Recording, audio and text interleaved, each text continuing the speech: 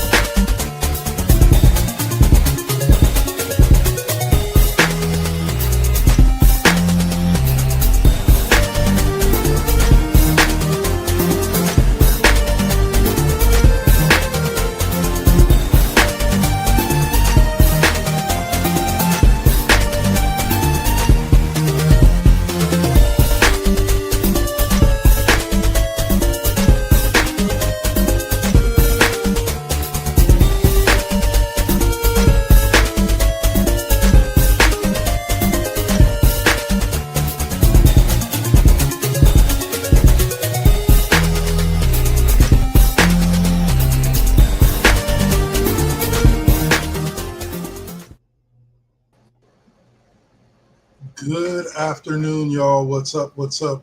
Welcome to this week's edition of the Cheap Pop Podcast. Saint is having some technical difficulties, so for right now, but he will be with us in just a moment. As I always open the show, be sure to check us out over on Facebook at the Cheap Pop Podcast, and subscribe over there on the YouTube page. You know the drill. Anyway, all right, so I guess some could say, even though I haven't been doing this for 38 years, I've been waiting 38 years to say what I'm about to say. That's right. And that is 2 years from now. 2 years, mark my word. We will be getting a Spaceballs 2 as announced by the trailer put out by Mel Brooks. I was going to say Mel Torme. Mel Brooks. And the crew letting us know that there will be a Spaceballs 2. And I couldn't be happier. I don't know how you're feeling about it, Rune Scryer, but I'm here for it. The Schwartz awakens. I'm all set for it.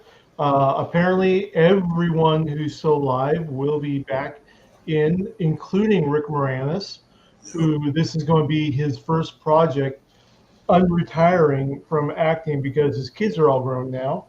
Yeah. So his first time in 28 years? Something like that, yeah. Yeah, since 97 is the last time he did a movie. For those of you who are not old enough to remember who Rick Moranis is in our audience. Are you listening to us? Yeah, or listening to us. He is an actor that peppered my childhood. Our childhood, basically, movies like How I Met Your Mother, or not How I Met Your Mother, Honey, I Shrunk the Kids, Ghostbusters. What was the movie with Steve? My Blue Heaven, with Steve Martin. He had a couple of movies with Steve Martin that were awesome. But yeah, he was a huge, and it's just nice to see him coming back because he's just. When you find out his story, go look him up. Dave just mentioned it. He's mentioned it before on the show. Rick Moranis was a top of the field actor, would have been in today's game, making 10, 15, 25 million in a movie, and decided to just leave it all because his wife passed away and his kids needed him. Yeah. So he walked away, and Hollywood's ready for him. They want him back. So he's been doing some voice acting since, but this will be his first on screen. Bill Pullman is coming back and bringing along with him his son. So I'm assuming that his son's character will in some way be related to Pullman's character from the original Spaceballs. Who knows? Is Vespa coming back? What? Is Vespa coming back? Princess Zuniga, yes. Or Daphne Zuniga, yeah. Yeah. She is going to be coming back. Speculation, though, is who is going to replace John Candy? or Joan Rivers. Ooh, that's going to be a tough one. I know that Keke Palmer is in some way attached to the product, Yeah. but I don't know if she's on screen or if she's going to be playing the voice of the robot. Yeah, that's a possibility. I've heard the ubiquitous Jack Black will be playing Barf, Barf 2, Barf, Son of Barf, whatever. I don't know. I'm a huge Jack Black fan. It's nothing against Jack Black as an actor. Yeah. I just don't think he's the right type of comedic actor to take over for John Candy because they're definitely not the same type of actor. You know what I just thought of? Who? Who could pull it off? Who's that? Vincent D'Onofrio. Yeah. Back bolts up to where he's got the frame, and I could see him just deadpan, serious acting his way through the entire role, the same way that like Michael Caine got through Muppet Christmas Carol. Okay, fair enough. Where he's just so serious that it goes into the theater of the absurd. Yeah. Oh man, like I don't know. Like I don't know who. I can't think of an actor off the top of my head right now that I would just be like, ooh, he'd be perfect for the role. Yeah. Like there's a lot of people I could see playing it. My mind always goes to bigger guys. Yeah. John Candy was a bigger guy, but it doesn't have to be a bigger guy. Shit, they can get Idris Elba to come back. And I think just like you're talking about, or come do it, like you're talking about with what's his name that could deadpan it. I think Idris could give us, yeah. But in general, I'm just happy to see that the movie's going to be finding its way back. I know we haven't touched on this yet, so for all of those sitting there holding their breath, wondering, yes, Mel Brooks will be back as Yogurt. Yes. A 98-year-old Mel Brooks will be back as Yogurt. So that's going to be great. Apparently, Michael Winslow will be coming back also. I wonder if he's going to be returning in the role that he played in the original movie, which was a small one. Right, small, but it was just of course, with him, it's all about the voices. Yeah. The vocal performance. So Michael Winslow, for those who don't know, burst into the 80s scene as in Police Academy, doing all the voices, imitations, and all that. And he was the radar operator in Spaceballs. Yes. And for those of you who are a little bit younger, you may know him from there's an episode of Key and Peele in which Key and Peele do a skit where they're supposed to be Michael Winslow versus Bobby McFerrin. And they're like battling each other with noises. It's hilarious. If you haven't seen it, go check it out. But it's a great way to be introduced to like what he did, because that man, if not, then there is a viral video floating around of an interview that he did on I think it was a British like talk show. Probably Graham Norton. Yeah, with the help of a dude with a guitar, like basically recreated the track using basically a lot of his vocals and then a simple acoustic guitar for oh my God, not Stairway to Heaven. It was another Led Zeppelin song. But like when you listen to it, like he sounds so dead on the actual track. It's not even funny. But but a lot of the electric guitar in the soundbite is him instead of it being an actual electric guitar. This man was awesome. Michael Winslow, go look him up. Like he's just here. So him coming back for Spaceballs 2 has me even happier. I'm pretty sure as the list goes on, I will be even more and more happier with this cast and who's all going to be in it. Because I also wonder, are they going to pick up right where the old Spaceballs left off, or is this going to be some years later? I don't know. I mean, as they mentioned in the teaser trailer, they've got 38 years worth of sci-fi material work to with. pull out, to work with. Yeah. Uh, Not just can't Star wait to Wars see. and Star Trek either anymore.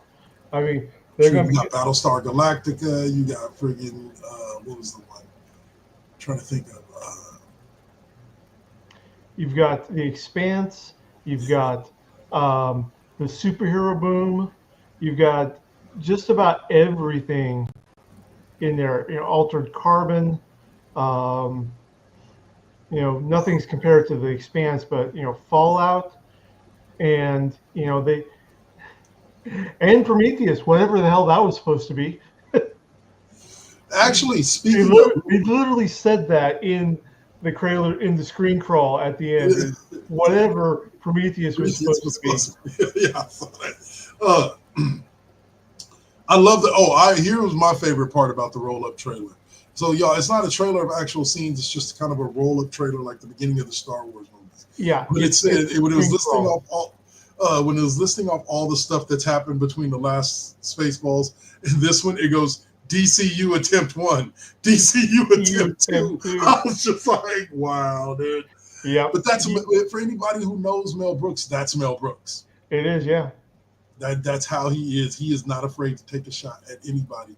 Go back and watch all of his movies from the History of the World Part 1 to trying to think of more Mel Brooks movies. That's the first one that pops to mind. Well, okay, so High Anxiety has always been one of my favorites.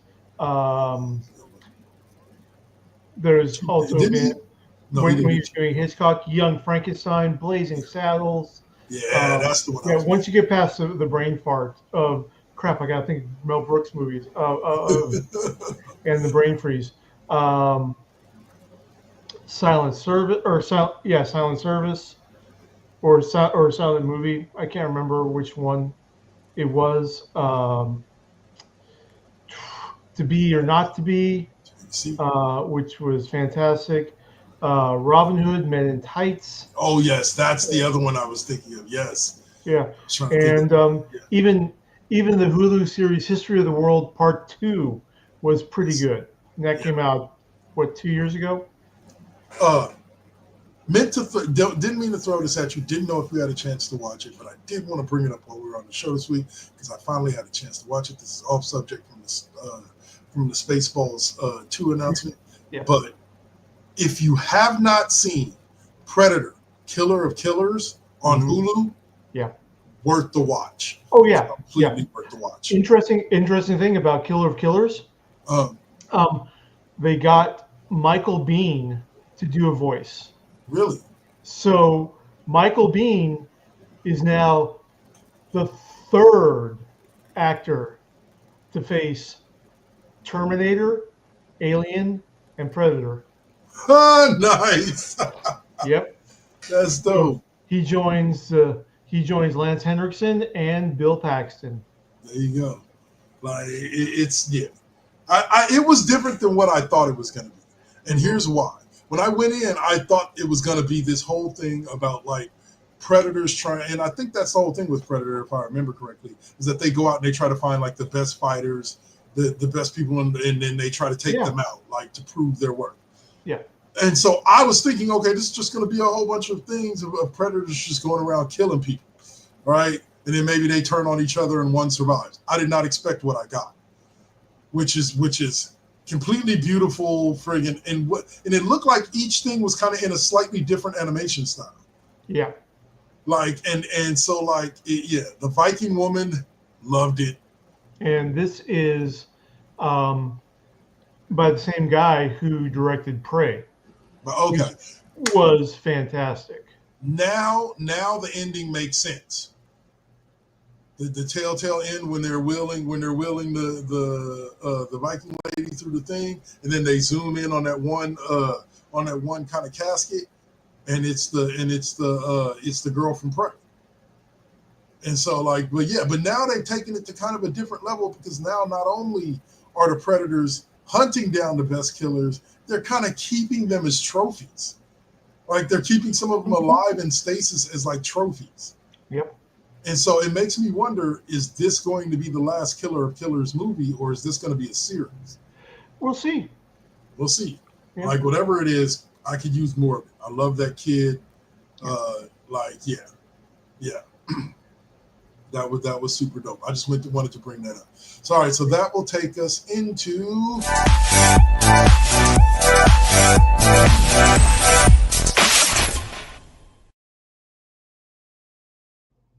all right. So the first thing that I have up reads, Tom Cruise confirms that Top Gun 3 is coming, but his 1990 cult classic might get a sequel first. And this movie he is talking about is Days of Thunder. I am like not necessarily excited about this, but then I wasn't really excited for Maverick. Yeah, neither was I. It's we're not 16 anymore. Yeah, we're good. We're good. Oh yeah, okay, he's back. Yeah. All right. Yeah. Welcome back. Problems. Yep. Problems. No, it happens. To have shit. I missed out on 30 minutes of an episode because my entire computer shut down. So, but what we were talking about right now is we jumped into Pop Culture Corner and we are discussing the announcement that Tom Cruise has announced that Top Gun 3 is definitely on the way, but they may be giving us a sequel to Days of Thunder before we get the next Top Gun installment. Okay. First of all, why? That's one thing. I mean, somebody's asking for it. Listen, as far as any connections to the Top Gun franchise, other than what was the best connection was Val Kilmer as the Iceman, even appearing in the sequel. All the characters pretty much have either died out or are gone. You got James Tolkien, the guy that played the principal in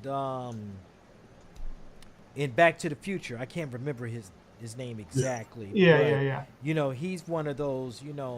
He's one of I those think ties. Tokai Then you have you had what was his name? Anthony Edwards. Mm-hmm. Okay. Basketball player. No. Minnesota Timberwolves. No, it's very funny. Yeah. And then of course, Val Kilmer. So I mean, it's one of those things. Days of Thunder. Yeah. Like it's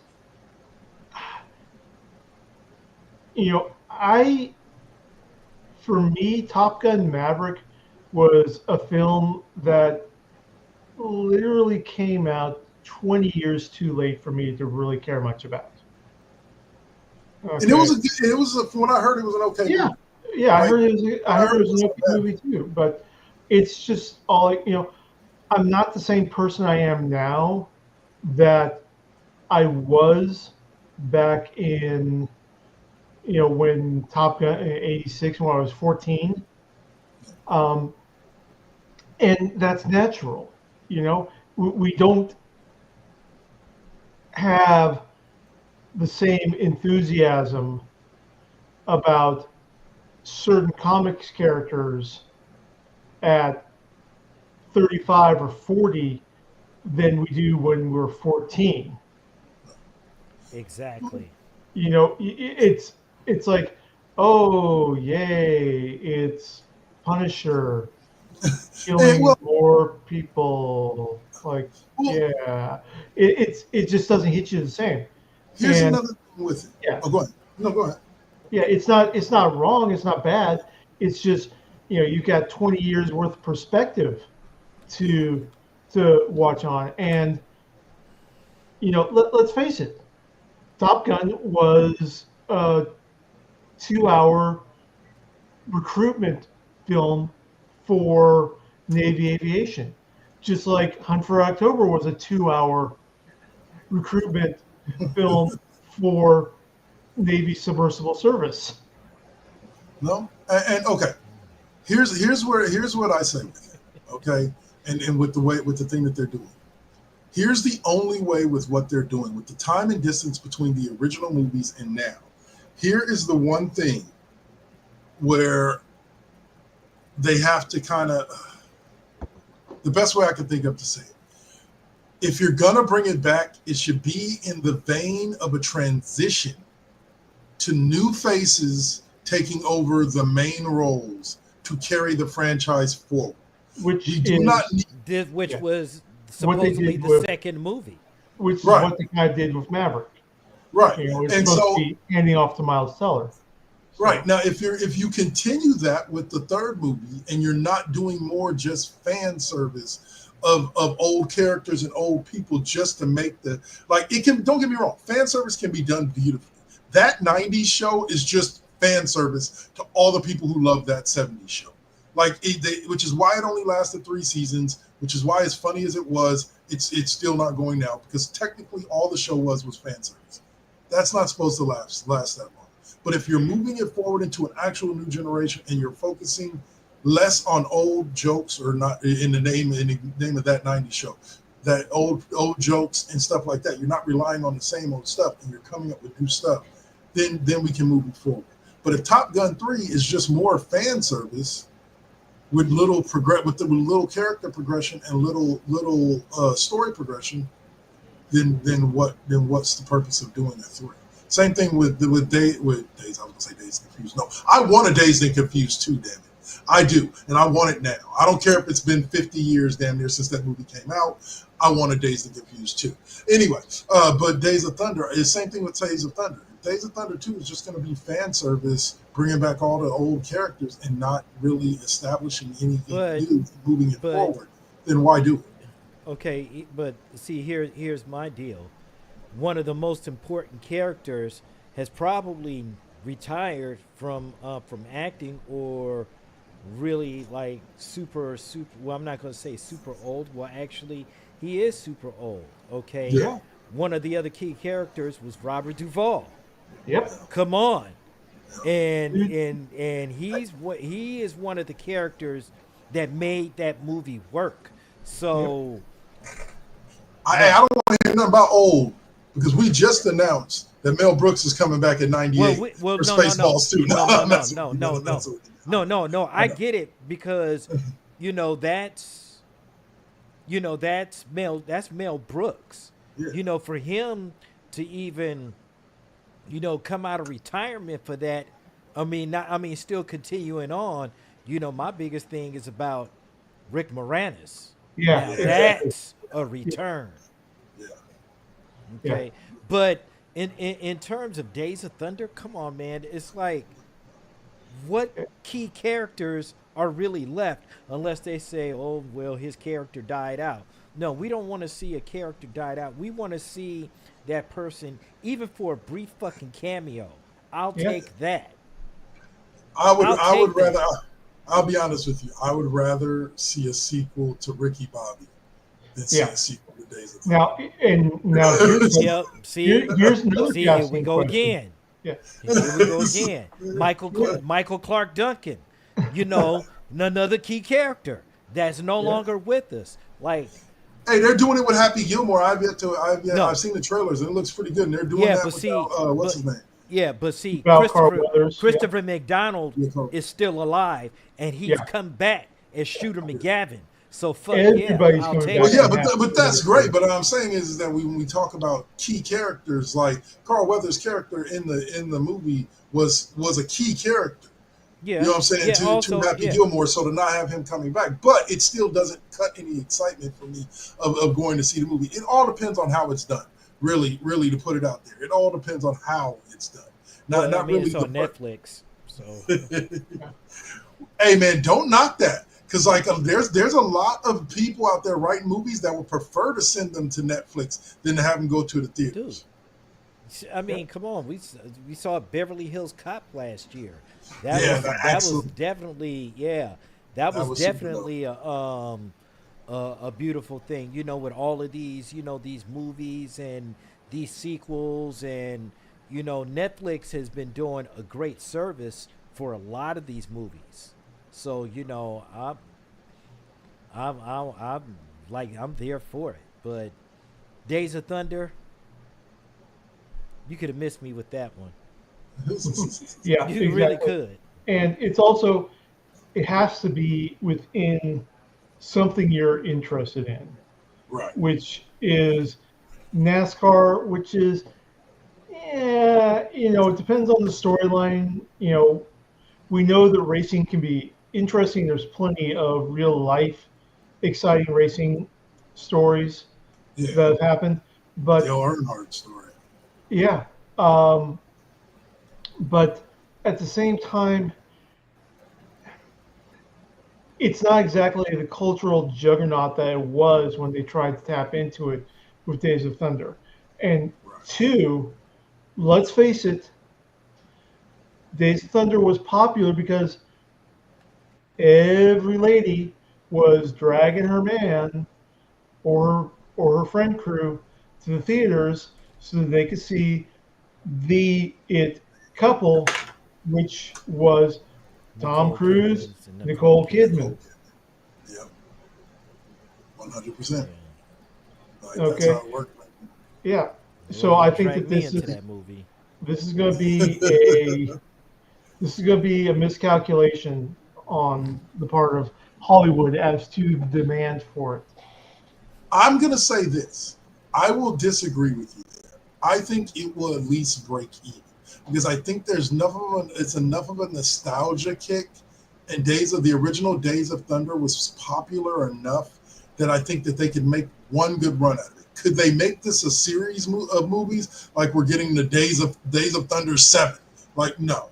Like I don't think it really. I don't think they'll make enough to go beyond two, but I don't think it'll be a complete flop either. I think there's enough of an interest in just people our age that'll go out to see it just to give it a shot that they'll initially make their money back.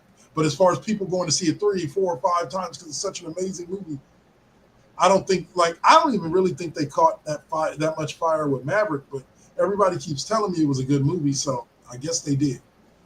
Like I don't know.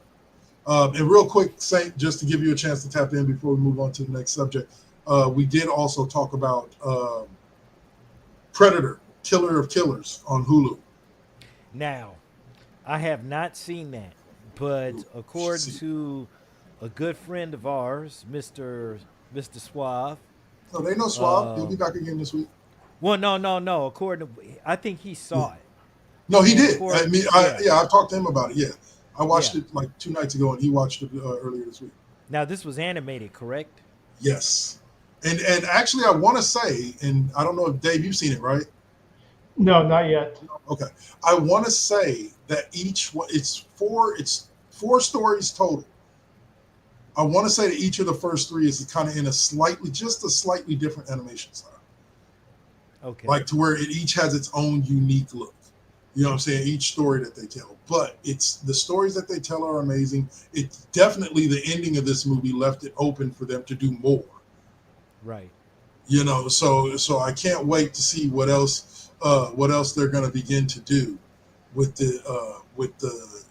that franchise because like I said, it looks like it's worth it, like 100%.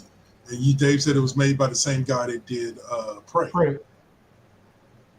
So all right, so the next thing I'll bring up here, boys, is a movie that caught my eye as I was flipping through kind of pop culture stories, just by the name.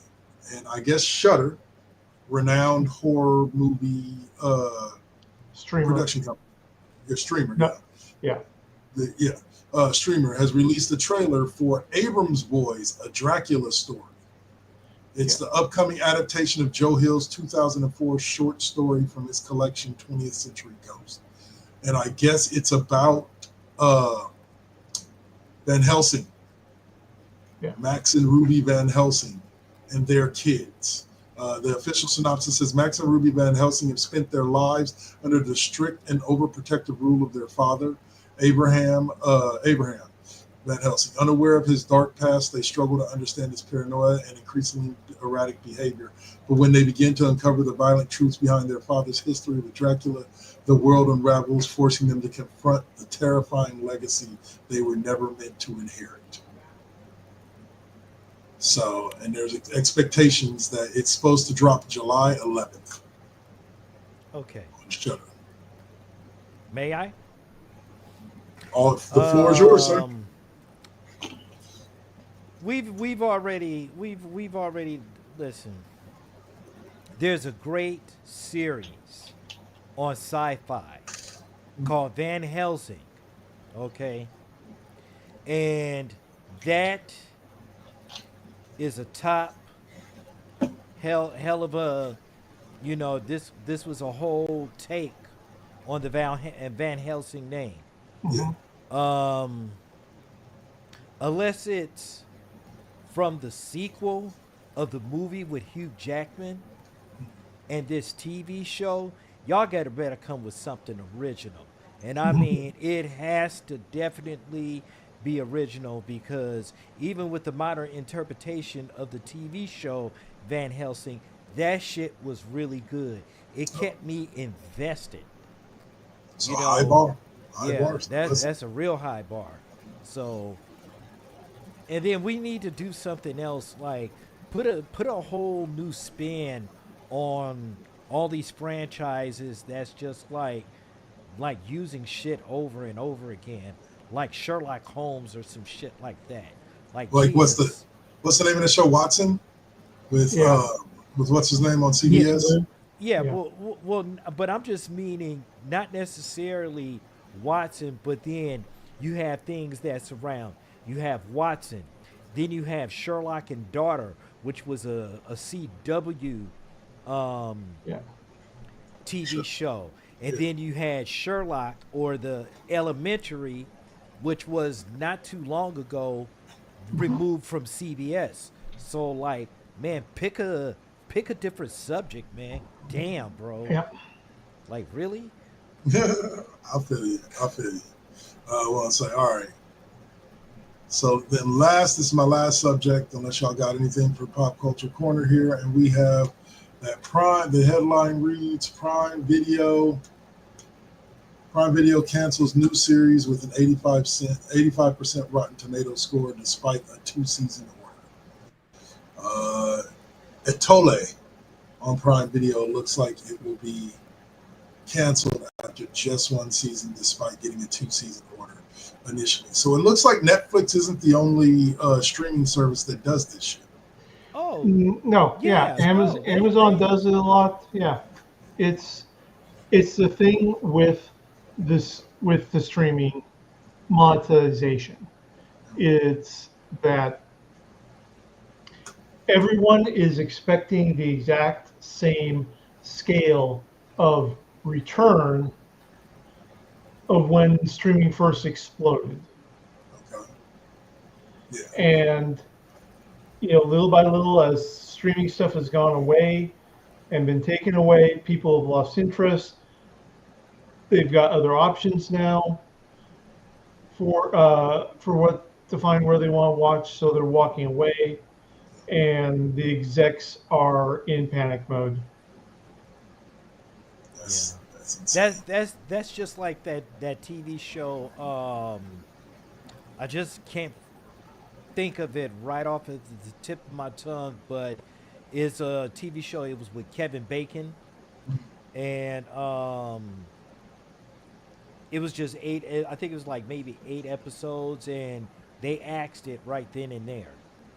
And he was actually a producer on it too. Like, seriously? Mhm. Dang. Come on, Like, man. yeah, that's kind of cold blooded right there. Exactly. Let's see, y'all. I was trying to find there was this movie that I saw earlier.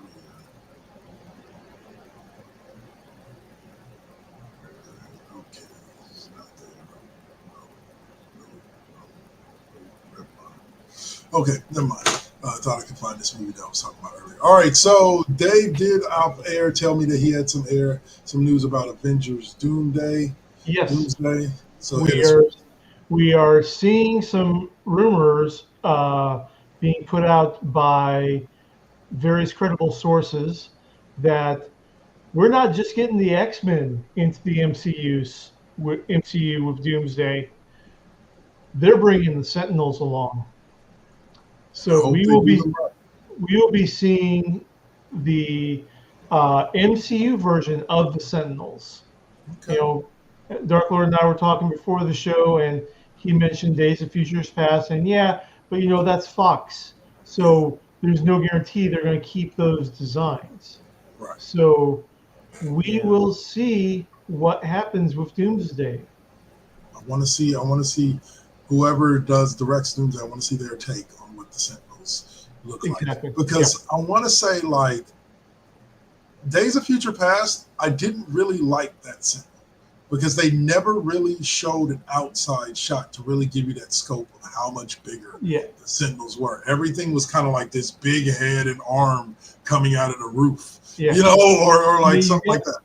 we did get a really good look at them in X2 in Yeah, the Danger Room sequence. Yeah. yeah. And also, to be fair, Days of Future Past in the 1970s shot where the Sentinels are first introduced, we do get a good exterior shot of them. Okay, I forgot that Compared, was in that was in Days of Future yeah, Past. Yeah. yeah, So, like, I look forward to it. Like I said, they also said that there's talk. Now, here's where shit could get convoluted. This is purely a rumor. I've not seen anything that is official on this, but there's rumors that they may be trying to bring Jonathan Majors back as Kane for yeah, Avengers Doomsday. yeah. That's gonna get interesting. Like, We'll we'll see. I'm not going to deny that Marvel has fumbled the transition from the Infinity Saga moving forward. I don't fully put it on their plate. I think that there were just a lot of sudden, unexpected things happening that threw them off their pace, and they've been scrambling to try to find some foundation to get back up on and move forward with. and we also don't know. Here's what's funny. Like Scarlett Johansson left, right? Yeah, And they killed her off in Endgame. yeah. But do we know that that was the original plan, or was that another swerve? Because she had just kind of gotten tired of playing Black Widow as well, like, and was ready to kind of move on. So I wonder how that may have affected their plans moving forward. Uh, I don't know. Yeah. Yeah. So, but yeah, but those are just questions I'm left with. All right, so that will, unless anybody else got anything else for us for pop culture corner, Well, yeah. Well, I do want to go for it. talk a little bit about a little bit on the music end because I mean it Go is for it. pop culture. All right, so ladies and gentlemen, we want to talk about a little bit about the Carter Six, which of course was recently released by Lil Wayne. Please stop the cap. If you think this album was great, then you might as well just go ahead and unalive yourself right now because that's not Wow. working. Wow. Okay. That is how Wow. bad it is, okay? That is how, like, that album was pure ass, okay? Even the track with Manny Fresh could not save it, okay? Please.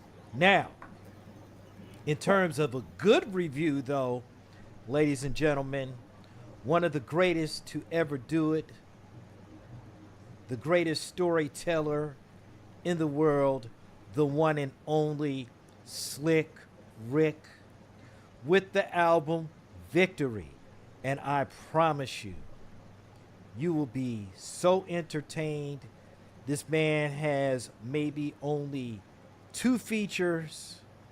He carries this album, one of those with the one and only Nas. I mean,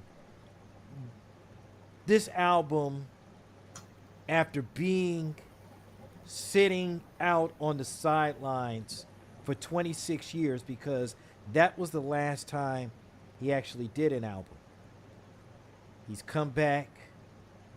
Slick Rick the Ruler is here to stay. And that's my little There you go. my little bit of stuff. There you go. Like Like really. Yeah. I don't think, I'll be honest with you.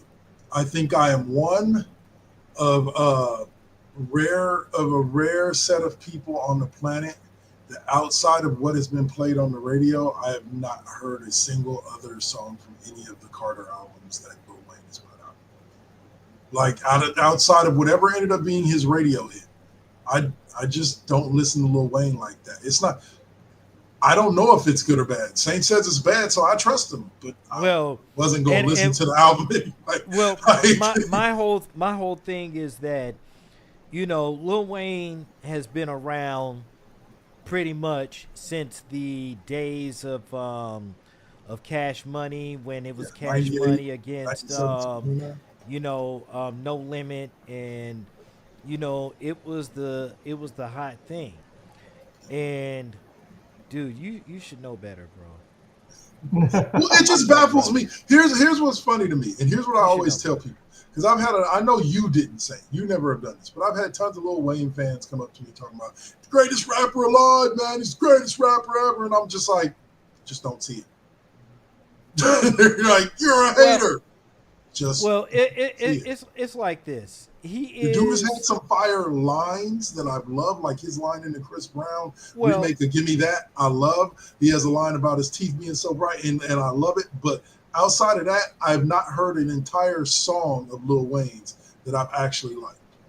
But that's just me. He's just not my style of music. I'm not saying that that's how I prove that he's bad. I just don't get all well, the hype over. my thing is that, well, because this is one of the genres that I do follow, and heavily, and I'm not going to sit up here and say that I don't run with that particular crowd, because me, I'm it's not necessarily that I'm old school, but I'm about the boom bap, and whatever the case it may be, and more of independent tracks. But um even enjoy, I'll put it to you this way: out of all of Lil Wayne's Carters, my favorite one is probably the Carter 3. um but 3 times 2 time is equals 6. This shit is not mathing, okay? The It's math ain't really mathing on it's this. it's really not mathing. This ain't 4 times better than the Carter This 2. it's definitely not better. And even with some of the new kids, you know, some of them are looking at, they kind of looking at it. Some of them may be just for the beats, but some of these new kids are like, yeah, let's just back it up just a minute or two. I'll put it to you like this. I have nothing Even against even it. Roxy said that the game was ass. I mean, the album was ass. So But now on the Slick Rick side, there's something to be said about dudes who be putting out bangers 40 years into their career. Dudes like Too Short, dudes like Slick Rick, like putting LL, putting out banger albums 40 years into their well, career. well, it, There's it's something about that staying power. it's not even about the necessarily the staying power. Some of them, a lot of these artists have said, like, or a lot of these youngsters have said, like, you guys can't hold, you guys can't do this, or we hold it down better than you. And then a lot of these out, a lot of these artists be like, okay, let's do it. It's funny in today's. It's funny. I said this to my brother a few years back. One of the last times I saw him, that music nowadays, pop. A lot of what is supposed to be rap is actually pop, and it's not rap. Not rap the way that we grew up with rap, with storytellers on the opposite end of the mic. Some of these guys are storytellers. Don't get me wrong. I like me some Kendrick Lamar. J. Cole is pretty dope. Like, some of these guys are storytellers, but the market isn't as saturated with really good rappers as it used to be back in the day. Like, it's just not. It's kind of like the same Well, thing I say about WWE with the Attitude Era. Like, sorry guys, doesn't matter what you compare it to, nothing will compare to the Attitude Era. Not because the Attitude Era was so great. There were tons of flaws, and there were far more flaws in the Attitude Era than there were good moments. But the assemblance of Hall of Fame talent under one roof, in one place, all performing with each other, will never be matched again. Well, I think we're seeing something similar in rap and hip hop, in which the type of people and the talent that they had, all on the air, all doing records, all at their peak at the same time. I don't think we'll ever see that. no, I don't think actually, we'll ever see that. we are seeing it right now because you have to remember, you have LL, you have Snoop, you have Ice Cube, you Are have they still artists. good? Yes, but are they still at their peak? Nowhere near. No, no, And I no, I that's what get I'm it. talking about. Well, Yeah, no, I get that. But see, to me, it's a second, kind of like a second renaissance. I'm not saying they have to be at their peak, because they don't have anything. They really don't have anything to prove. right, right, right. They've already been, at the top of their game or what have you. It's just that in this day and age, we're just giving them we're just well I guess in a sense you're not so much as teaching these kids or whatever on how it's done. It's just about they're telling their story from that perspective. Well, the way I It see it isn't is more even. of a they're just saying we're not gone. Like you guys keep talking about us like we're the past and we're still here. Because like when Well, I listen to definitely people that. criticize people like M's been in the game what over 20 years, almost 30 years now. He's definitely one of the elders of hip hop and rap, right? As far as right now goes. And these young cats are like, y'all ain't got it no more. Y'all ain't it no more. Y'all ain't that no more. And that's what I think is why we're seeing dudes like I Well, don't know if you've heard it, but the new Will Smith album is can fire as hell. Sorry, boo. man. I love that. I've loved every track I heard from Mm-mm, that different no taste. that For me, yeah it works. yeah yeah yeah. Well, it could have worked. It could have worked, but it really didn't. Like, and I mean, I get it because for the fans of Will Smith, I have no, because I'm a fan of Will Smith. You know what I'm saying? Like, especially the early shit from he's the DJ, I'm the rapper. That's fucking like one of the greatest albums ever done by DJ Jazzy Jeff and the Fresh Prince. Yeah. But now there are some comebacks that you just cannot get out of because it's like perfect example. Like I said, her per se, LL Cool J. You know, he dropped an album, boom, got in there. He's done all these videos, boom, got in there doing his thing. Ice Cube doing the same thing, bam, dropped the album. Snoop, bam, MC Light, bam. Um, a lot of these artists that have come out of retirement, not necessarily come out of retirement, they're just like they're showing up, showing out, and walking away again into the night. You know what I'm saying? Like it's pretty much like you were saying. This is pretty much fan service Yeah. for Gen X. Yeah, it is. Like It's for it their is fan bases. it's all pretty much fan service because Yeah. they're speaking to us in a language we can understand. This is not for the youngsters. Well, yeah, but here's my thing It's for it. really not.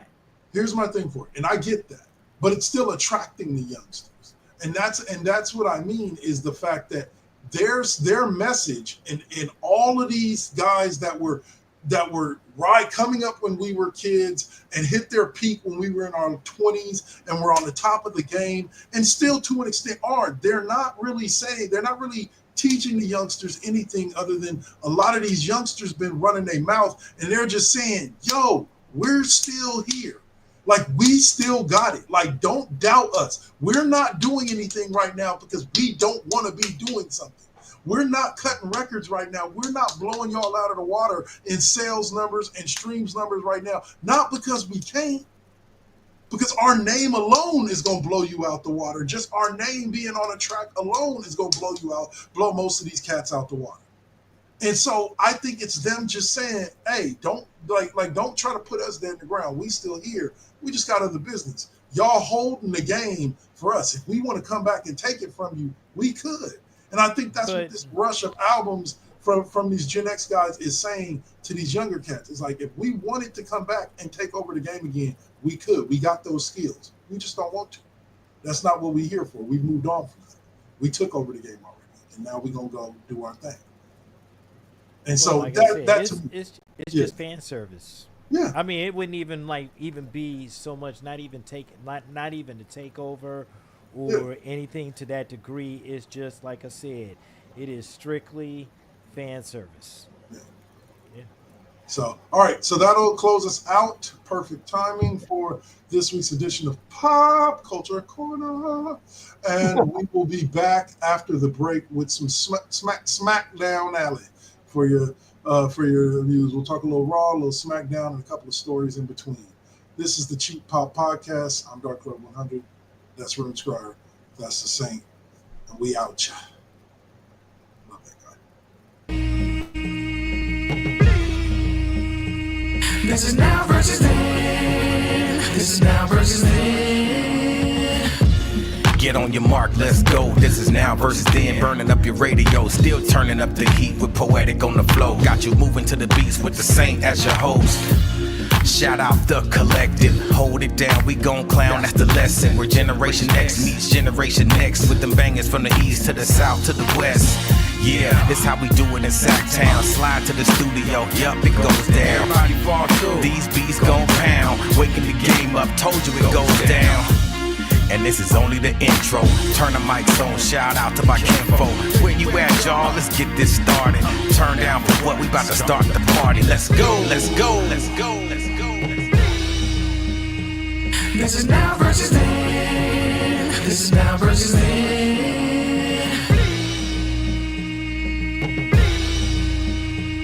This is now versus then. This is now versus then.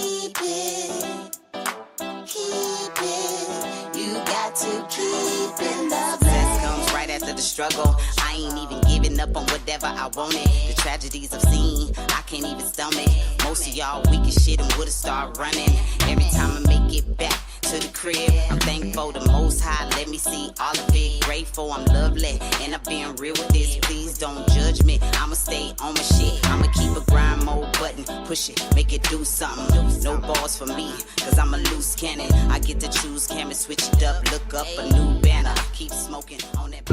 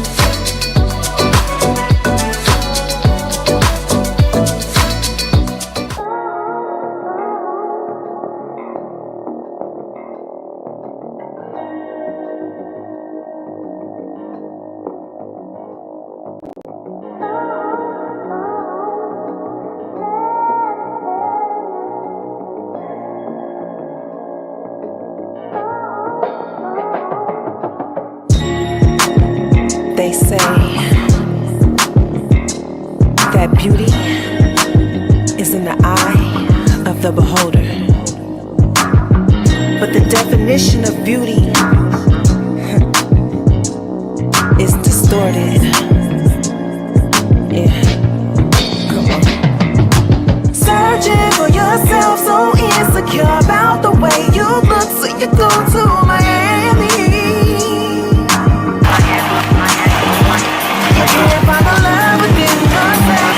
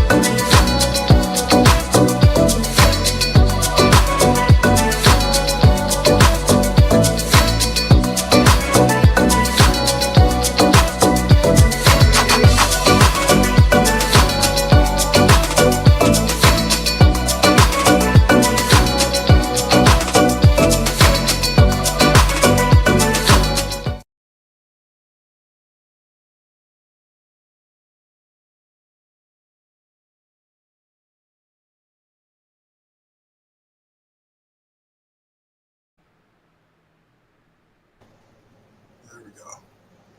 And we'll bring in everybody else. There you go. Hey guys, how you doing? All right. So we are back. We are back. We are back, and two of us are black. There we go. That all rhymes. Welcome back. Welcome back. Welcome back. All right. That's So enough of that. What? I like me That's some. enough of that shit. I like me some welcome back powder. God dang it! I'm sorry. My elbow Wait a accidentally minute. hit my printer and You it beat weren't that. old. You weren't old enough to remember that. Aha! That's where you are wrong, sir. I am old enough to Oh, yeah. remember Welcome Back Cotter on replay and reruns That's when I what was I'm like saying. 4, 5 years old. I don't Okay, remember the original show. no, I remember But I the remember original replays. fucking show, dude. Fuck You that. got me on that one. You definitely do. Yeah. I was not old. I am not old enough to remember the original show. But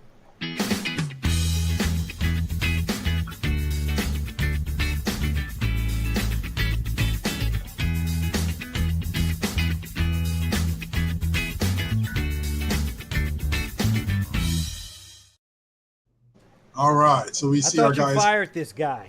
No, man, I told you he got picked up.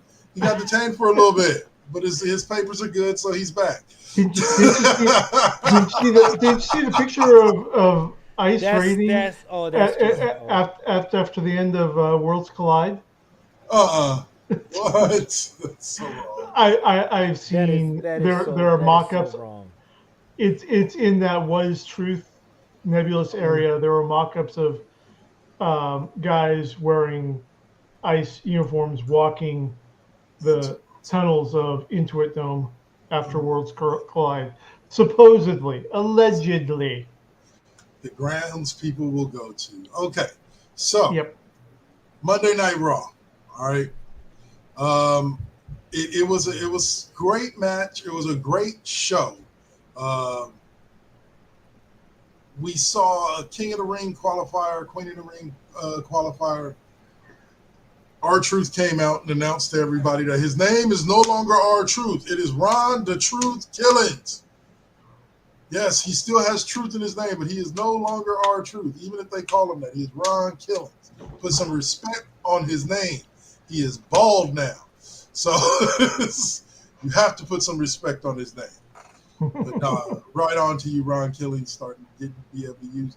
He reminds me now, the attitude, the swagger, so on and so forth. He's starting to remind me of Ron Killings when he was teamed up with Adam Pac-Man Jones back in TNA.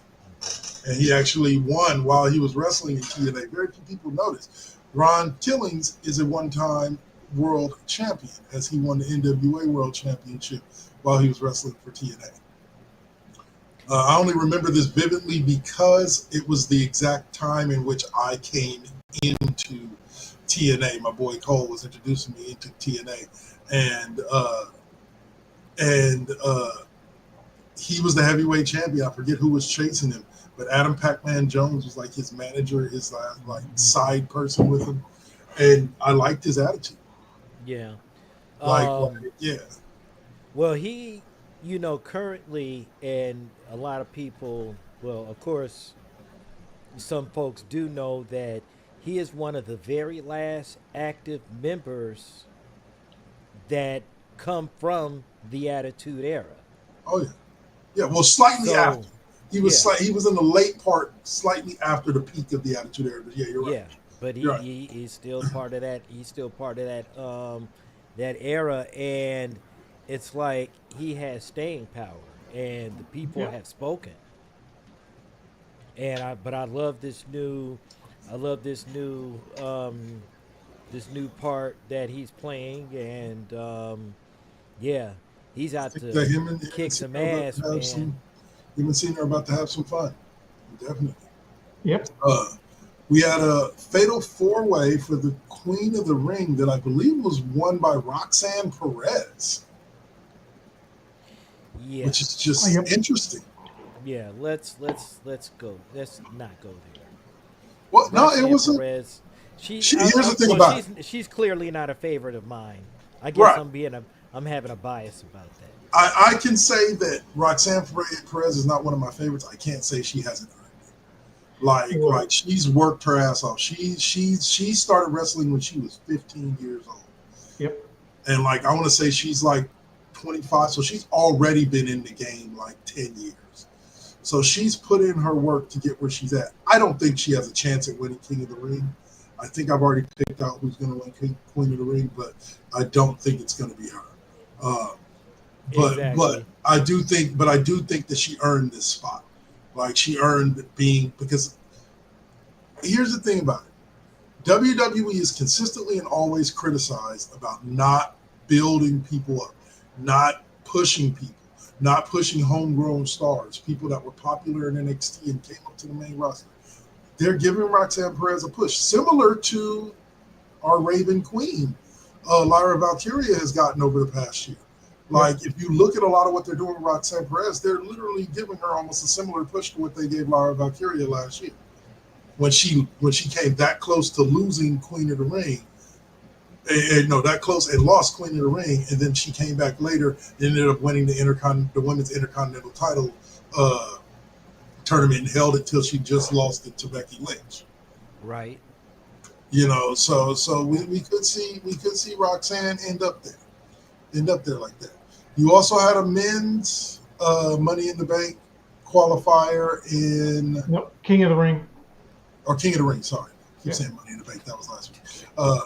Penta, Sami Zayn, Dominic Mysterio, and Braun Breaker with the 4. And I believe Zayn came out the winner, correct? Yep. Yeah, that was decent. 100%. It was a great match.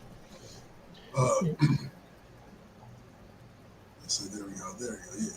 Sammy's big moment. We could see. Now remember, the King of the Ring finals take place at Night of Champions in Riyadh. So we could see Sammy win the King of the Ring this year, because there's been a lot of talk about Sammy. Now I'm not talking about backstage. I'm talking about on screen, people talking to him. There's been a lot of talk about Sammy getting a title shot. Mm-hmm. So we could see that come to fruition through the King of the Ring. Which, by the way, let me state right now, I don't care what nobody else says. I like the fact that that now Triple H is going to have a yearly King and Queen of the Ring, and it actually is going to mean something. Like if you win the King of the Ring or Queen of the Ring tournament, you now get guaranteed title matches at SummerSlam. Yeah. The same way that if you win the Royal Rumble, you get a guaranteed title match at WrestleMania. I love it. I've been looking for them to link something to SummerSlam the way that Royal Rumble is linked to WrestleMania. And now we have it. The King and the Queen of the Ring every year will take place. I just don't know if they're bringing back those dumbass titles that Liv Morgan and Cody Rhodes won last year. Like, I don't know how that's going to work.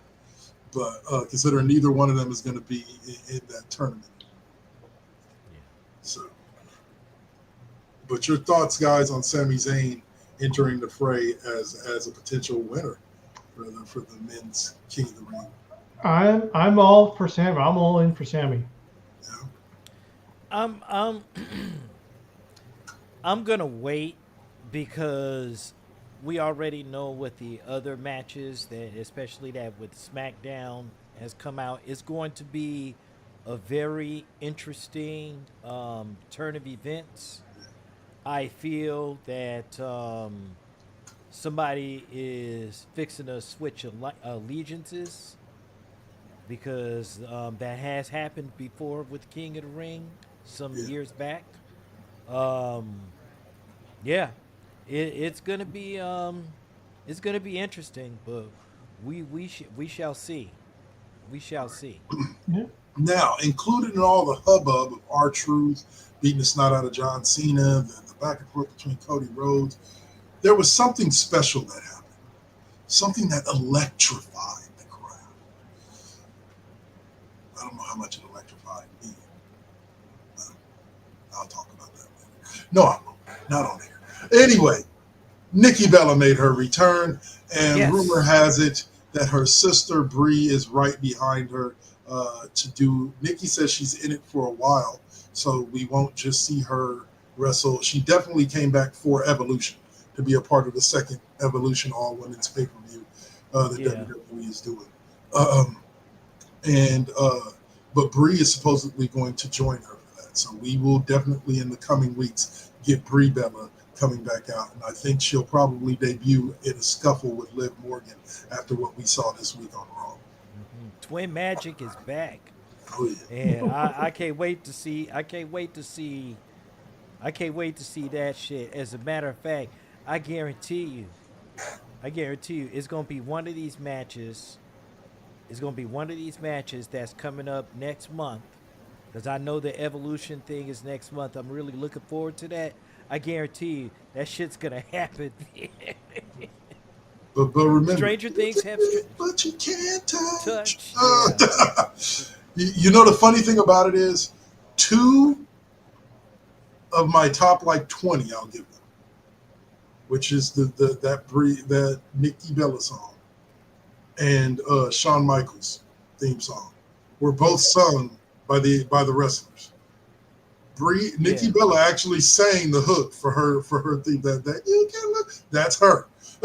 Like that's actually her singing it, and Shawn Michaels is the one is actually singing his Yeah, yeah, and who else? Who else sings their own theme? Oh well, other than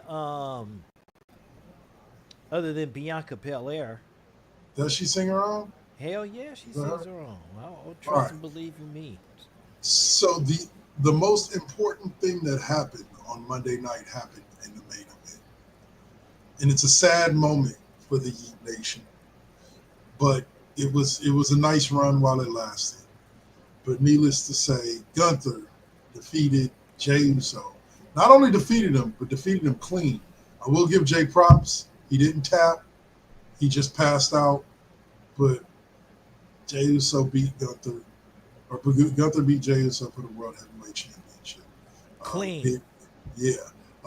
There's rumors that state that the reason why this move was made is because Triple H wants Gunther versus Goldberg at SummerSlam. Right. But here's what gets me. How can that work out?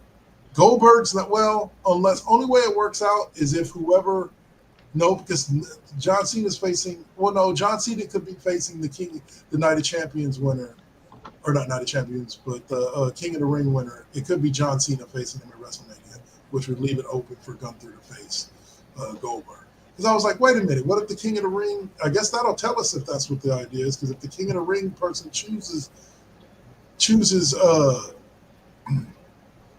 Gunther instead of John Cena, then we might not be getting them. We'll see. It all depends on who wins. I'm almost 100% sure if Randy Orton wins King of the Ring, which he won his qualifying match on Saturday. We'll get to that when we talk about SmackDown. That he will be able to. But wait a minute. Go after Cena. But you got to remember, you still have, well, when we get to SmackDown. Yeah. When we get to SmackDown. But all right, so the second part of this conversation about Monday Night Raw is Rikishi's immediate reaction to Jey Uso's title loss. Woo, but 51 days, yeah, he was hot. Rikishi had some words for people. Yep. And I always take these types of things with a grain of salt because, bro, you had to have known like that he was going to drop the title. You're not an average fan. And you have to know, you pretty much, I don't know, like him spinning conspiracy theories about why they made Jay drop the belt is beyond me. Like, I understand him coming out and saying, I don't like it. I wanted to see my son with a longer reign. They should have booked him better on that reign. All of that makes sense to me. But him throwing out conspiracy theories about how they're against his family and all that. Bro, your family is like 75% of the roster. Yeah.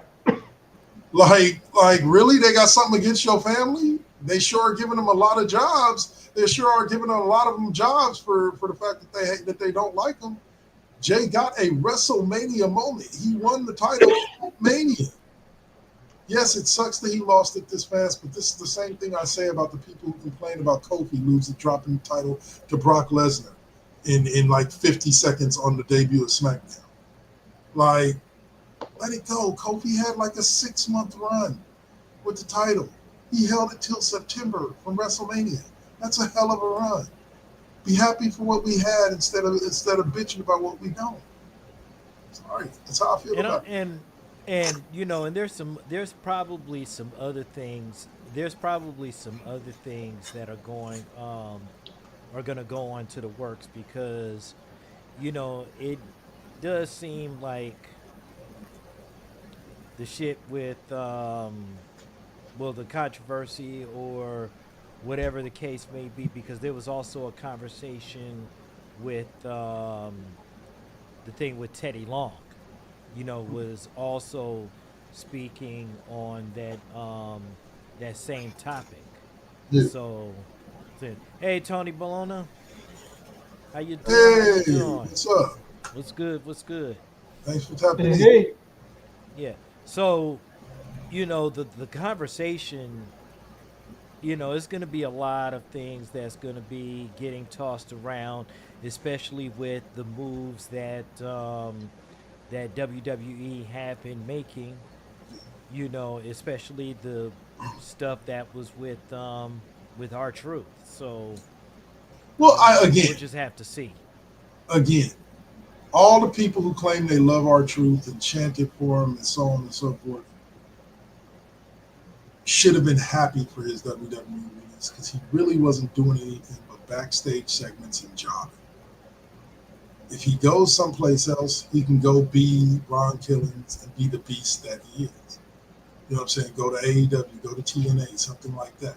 I'm not saying I wanted to see R-Truth fired. I'm just saying I don't think it was as 100% necessary that he had to come back unless they were going to do exactly what they're doing. Yeah.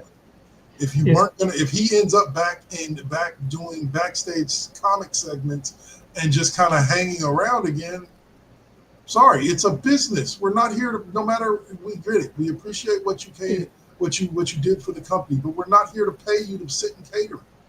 It's well, like I don't it's know. like that. I honestly think they're gonna do something with him. Well, yeah. Now, no, I'm saying I agree with him coming back because they're doing something with him. But I was saying all these people that were like, he should have just been. Why did they even let him go in the first place? Because look at what he had been doing for the past like 5 years. Like But he's better than that. But it's like the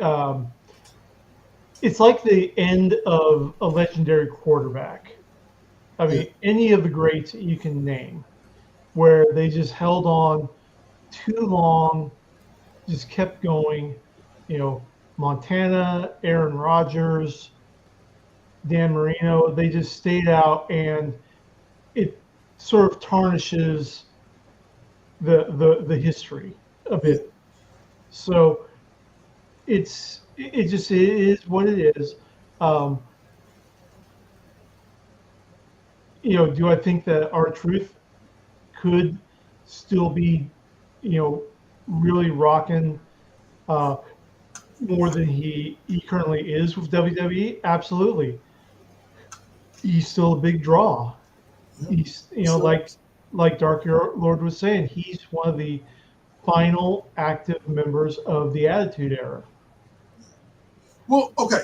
And here's my piece of advice to any wrestling fan that is watching wrestling and says to themselves, wow, I really like this guy. I would like them to keep this guy. Buy his merch. Yeah. Buy his merch every chance that you get. Yeah. Because that's what tells companies like WWE whether or not they're going to keep somebody. Yeah. Okay. Now, don't get me wrong. R-Truth is also an anomaly to that because of the time in which they released him. You said the sound isn't or they working. told him he was going to be released. He was actually he was one of the top merch sellers as far as one of his shirts. So that being said, but still, if you want to see a wrestler pushed, if you want to see a wrestler that's consistently wrestling, but what the sound isn't working. Hello? Yeah. Can you Sounds guys hear? working fine. I can hear you. Yeah. Should be fine. Oh, it just randomly cut off. I'll say, but he is, buy their merch. That's how wrestlers survive. At TV shows, at WWE, at AEW, if you like a wrestler, buy his merch. That's how you keep him employed. And tying into that, who's been blowing up on WWE social media since Sunday? Who's that? Mr. Iguana. Yeah. I cannot go scroll down Facebook without seeing some type. I cannot, without seeing some mention of him from one of the dirt sites, even WWE social media, because they are pushing the hell out of him, and I can understand why. It was he had a fantastic debut to American audiences, and he's got that built-in merchandise with Layeska. Yep. That's a big thing. They are, and that's just one of the many benefits to AAA being purchased by WWE. Is somebody like Mr. Iguana, who would barely be known kind of as an underground type dude, is getting that rep and is getting that respect on a national basis. You got that basis. Huge, TKO. All I want for the rest of my life is the only thing I'll ever ask you for. Bring Mick Foley out of retirement so that we could have a Mick Foley and Sacco versus Mr. Iguana and Layeska tag team match. I think we may get a moment. I don't think Foley's wrestling a match ever again in his life. I totally understand. Mick has paid his dues and half of the WWE's dues with his career. Okay, yes. So no pressure on that. Failing that, I will settle for Santino and the Cobra. Yeah, that's probably more likely. That would be great. Versus Mr. Iguana and Layeska. Well, he's currently in TNA right now as the I think he's some kind of captain or something. Yeah. He reminds me. I've watched a couple of things that he's done in TNA. He's kind of like Kurt Angle. No problem. No problem. Shout out to you. Great to have you back. All right. So let's see. We also had. Now we move over to Smack the Diggity Down, Woo! um, Mm-mm-mm. of which Now, we I I tried watching SmackDown this weekend on YouTube because I know that they had SmackDown on YouTube for the previous Friday night going into um, Worlds Collide, but I couldn't find the complete episode on YouTube. for this week. So Yeah, I don't think it's an every week thing. I think that was yeah, specifically for Worlds Just Cup. for probably the so. Uh, I'll try to send you a site that I know of where you can watch wrestling. I just have to make sure that the site's still active, where you can Yeah, yeah. watch it after or even live sometimes if you're watching on your PC. But all right, anyway, uh, let's see. SmackDown opened up with John Cena coming out talking shit. Cody Rhodes comes out. Randy Orton comes out. yeah. uh, Oh, Let's say that's comes out to the ring, says he's going to get another title shot by winning King of the Ring. LA Knight comes out, calls John Cena a bitch, which was amazing. It was nice seeing them in the same ring together. Hopefully they do something before Cena's done, which led to Cena leaving without saying a word before he was attacked by by R-Truth. our truth, and that shit Yeah, was funny as fuck. Like yeah. it just came out. Just he just came out of nowhere and just like, just started hammering on him. Respect my name. Put some respect on my name. Bam, I'm bam, telling you right started now, whooping his ass, man. That shit was hilarious. R-Truth is using the blitzkrieg style of warfare. Come at Cena from every fucking angle that he ain't looking. Like every time, Cena, every time that you turn your back and let your eye blink, that split second that you close your eye, I'm gonna jump you from behind. Like that's what That, R-Truth see, is that doing, was and some I'm like, extra shit right there, bro. what's up? That was some Uh, extra shit right there. It was, Like, man. It was. That's true, though. But we had the men's King of the Ring, LA Knight, Randy Orton, Carmelo Hayes, Aleister Black. They put on a hell of a match. Everybody had their moment. It was won by Randy Orton. And yeah, yeah, I can't wait to see. Like, I think Orton's going to win the men's King of the Ring. But we'll see. We'll see. okay. Uh, And lest we not forget, lest so we not forget. Well, we we had. we, we got to talk about Jacob Fatu, man. Oh, well, we're getting to that. We're getting to that. After that match, we had the women's King of the Ring match that was Queen of the Jade Ring. Cargill, Piper Niven, Nia Jax, and Michin. Now, let me just say this. Why the fuck was Michin in this match? Everybody else makes sense. Jade, Piper, Nia Jax, Michin. Like I love her. I love Michin. By the way, Keith Lee's wife. Shout out to Keith Lee. I love Michin. She just didn't look like she belonged in this match.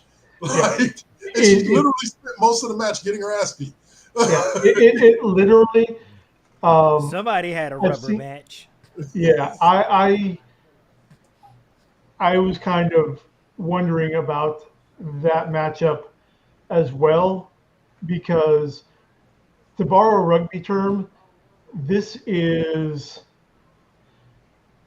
American Samoa versus Japan Yeah, in a World Cup match. No, The that's I not wouldn't size even fair. put it. difference That's not is fair.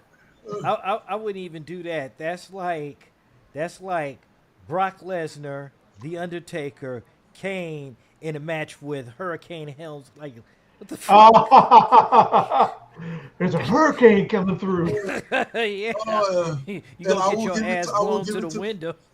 I will give it to Michin. They beat you from pillar to post, and you gave it as good as you got it. But I'm sorry, you just didn't look like you belonged in that match. But Cargill ends up getting the W and advances to Queen of the Ring. Again, I think it's her year to win Queen of the Ring, but I would prefer to see Alexa Bliss win it, but I think it's Cargill's turn to win. And then we saw an actual tag team match. between the Wyatt Six and the Motor City Machine Guns. And the reason why I say actual tag match is because for the past couple of weeks, the Wyatt Six have just been coming out and laying out the tag division. They've just been coming in and just laying everybody out and imposing and then going away. So this time we actually got to see them wrestle against the Motor City Machine Guns, and I think what we're seeing, guys, is a build up to them facing the Street Profits, probably either at Night of Champions or at SummerSlam for the tag team titles. Like, I genuinely think that, because like this week they went through Motor City Machine Guns. I think next week it's going to be Fraxia. The week after that it'll be DIY. Then they'll have to build their way up, you know what I'm saying, to facing the Street Profits. Mark my words. Yeah, and the Street Profits, I mean, I love them as champions, but the Wyatt Six, I don't know. Yeah, buddy. I have no doubts, but yeah, they might end up, but no, they've outdone more better odds than that. So yeah, I'll still give the Street Profits the edge. Not by much. Now, but remember, people, when watching this, that the Wyatt Six perform under the Freebird rule when it comes to tag teams. So you could face any combination of Joe Gacy, Dexter Loomis, which were the two that wrestled this week, Uncle Howdy, and Eric Rowan. You could face any combination of those four. So this is going to get interesting, especially if they win the belts. There's some fun, creative storylines that they can fuck with them. And then a mixed match. Yeah, and then we had John Cena come out to call out R-Truth, and instead of R-Truth, he gets CM Punk, who comes out and lays a scorched earth promo on him, where for their upcoming match at Night of Champions for the WWE Championship. Now, the reason I call it scorched earth is because CM Punk said the inside part outside. He said what everybody's been thinking ever since John Cena started this run. CM Punk basically accused John Cena of taking his gimmick. He was like, oh, you're going to leave? You're going to win the championship and leave the company? I've done that already. I actually did it. And I went through you to do it. and so, like, yeah. He did kind of scorch the earth with him, though. He did kind of. He did body him. He bodied him, dude. He bodied him. And so what was the funnest part of the entire promo outside of CM Punk's words was Punk finishing Cena off verbally, walks out of the ring.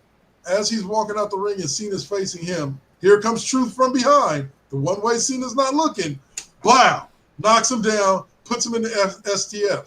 CM Punk then takes the opportunity to come back to the ring, pick up his mic and go, hey, Cena, Truth hurts. Drops his mic and walks away. And I was like, that had to be shoot. Like that had to be like, no, like that wasn't planned like that. Like CM Punk just thought of that last second. It was like, yeah, I'm just gonna go back and say this. Hey, Cena, Truth hurts, huh? And then put down a mic and walk away. Woo! But it made for a very, very, very fun segment between the three of them. And I can't wait to see what it's going to produce in the match at Night of Champions between Punk and Cena. So I did love the backstage segment. Was that last week or this week with Cody Rhodes and CM Punk, where Punk walks up to him. He's like, you can't keep dodging each other forever. Or no, Cody Rhodes says that to Punk. He says, we can't keep dodging each other forever. And Punk goes, I know. But after Night of Champions, we'll see who's chasing who. And I was like, okay, so we're building to another Cody Rhodes and CM Punk match. I can go for that. Both of those two guys can still work really well in the ring.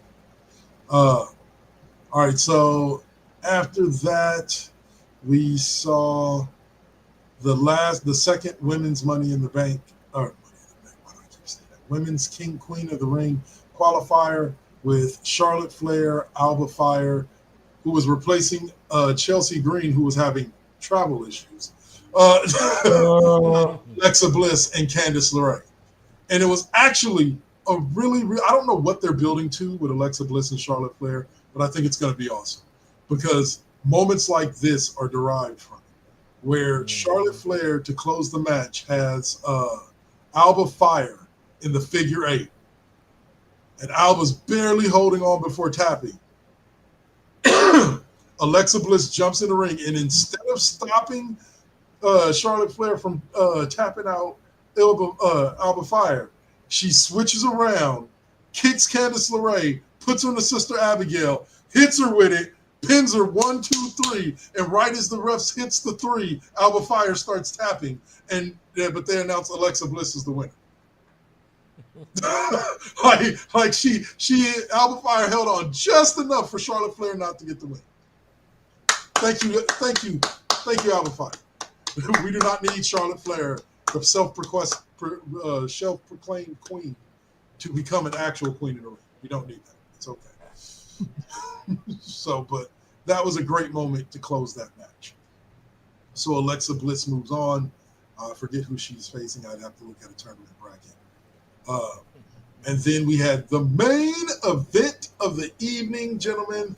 Your thoughts on Cody Rhodes versus Damian Priest versus Shinsuke Nakamura versus Andrade, which is another match that leaves me saying, what the fuck are you doing in this match, Andrade? No offense, Okay. I'm saying you don't deserve a shot at King of the Ring.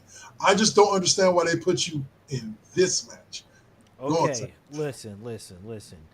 That was once again a rubber match. Like Andrade was getting the shit beat out of him. Like there's no two ways about it. Okay, he was getting slunk around like a rubber chicken. Okay, no fucking cap. And just for the simple fact that the violence between each of them, like they were taking it, they were actually taking turns with him.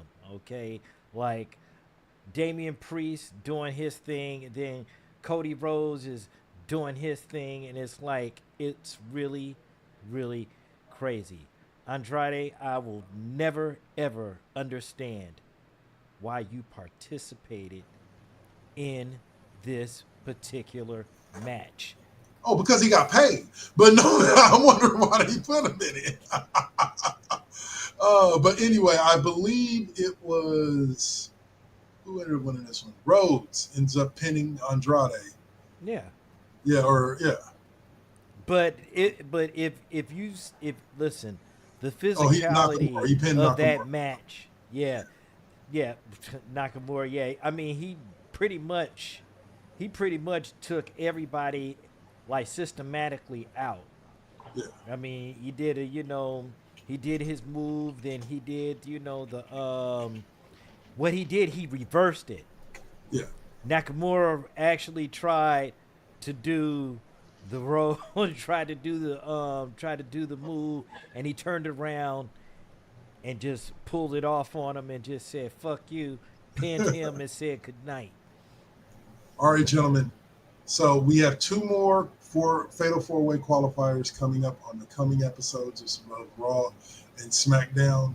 We've got Bronson Reed, Rusev, Sheamus, and Jey Uso to see who gets the last spot in the semifinals for the men. And then we've got a returning Asuka, Ivy Nile, Raquel Rodriguez, and Stephanie Bacquer on the women's side.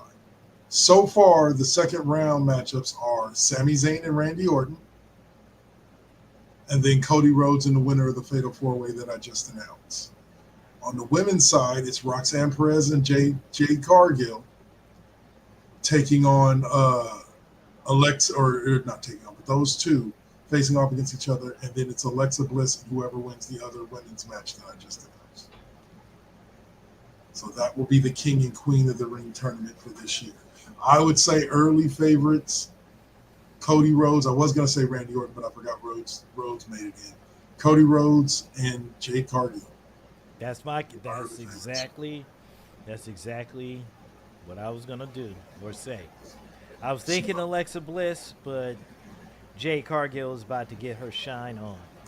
Oh yeah, and rightfully so. Like I said, she's worked her ass off to become a lot better at the WWE style than she was when she first got there. So, congrats to her.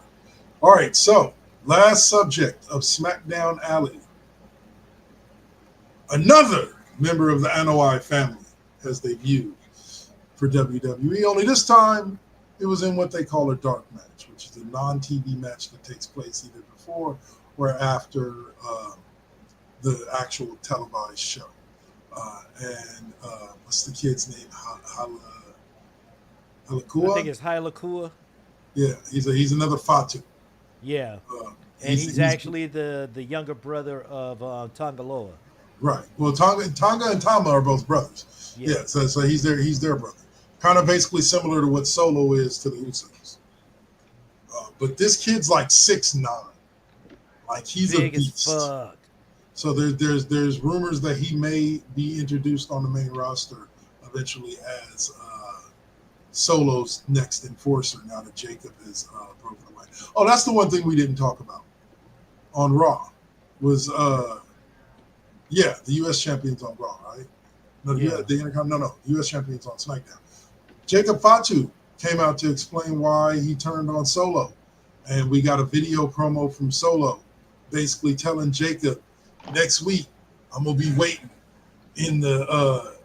Matter of fact, we might see Hakua debut next week.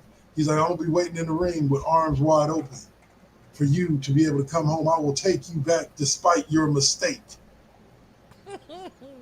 We'll see how that one goes over. Because we know, When hell freezes over, bruh. if hell Mr. freezes Fatu, all gas, no brakes.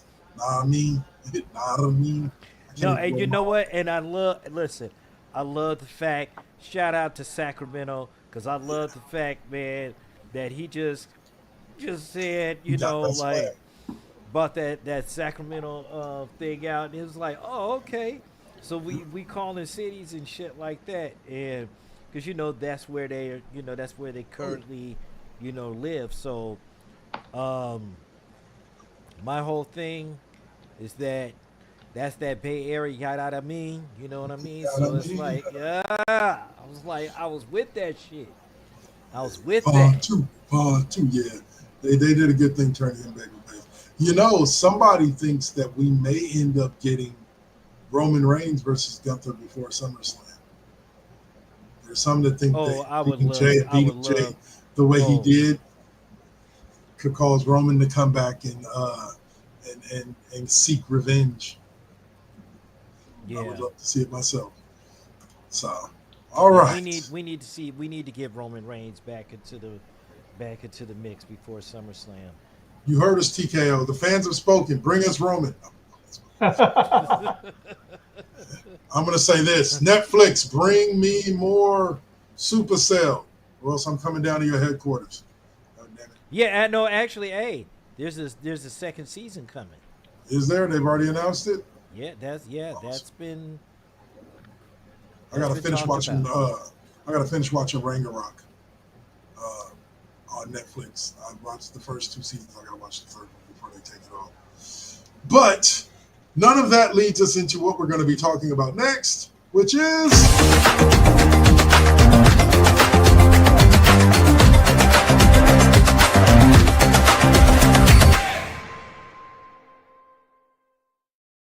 all right. So we will open with a game review.